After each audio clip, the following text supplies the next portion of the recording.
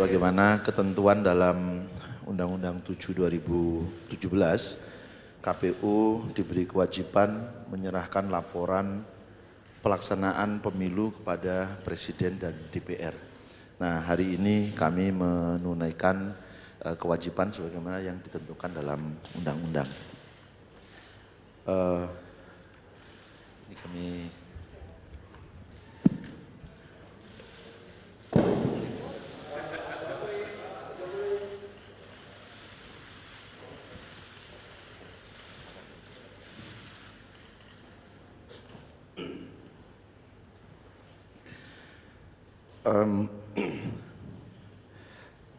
pada kesempatan hari ini kami akan menyampaikan 3 hal, Bapak Presiden. Yang pertama, pelaksanaan Pileg Pilpres 2019. Kemudian yang kedua, terkait dengan pelaksanaan pemilihan kepala daerah serentak 2020. Kemudian yang ketiga, terkait dengan tata kelola kelembagaan KPU. Pertama, untuk pelaksanaan Pileg dan Pilpres 2019, sebagaimana kami cantumkan seluruh tahapan kami laporkan di dalam buku laporan yang sudah kami berikan. Ada beberapa hal pokok saja yang kami akan sampaikan. Yang pertama, ada catatan yang cukup penting untuk disampaikan kepada publik terkait dengan jumlah kandidasi perempuan. Jadi sejak tahun 2004 sampai 2019, pemilu 2014 dan pemilu 2019, jumlah kandidat perempuan meningkat sebagaimana amanah dalam undang-undang tentang afirmasi keterwakilan perempuan. Kemudian jumlah calon yang terpilih juga mengalami peningkatan.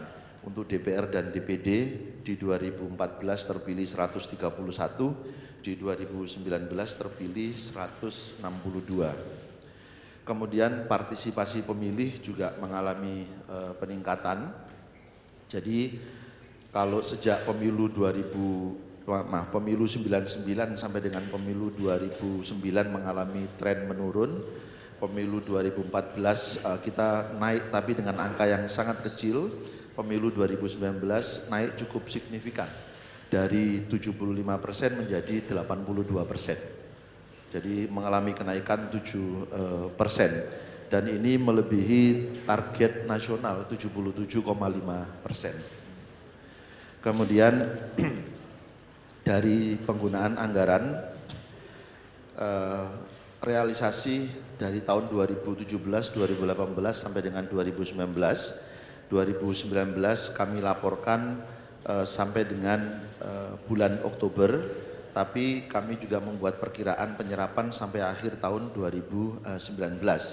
Total diperkirakan penyerapan mencapai 86,33%. KPU melakukan penghematan di beberapa hal, terutama untuk pengadaan logistik.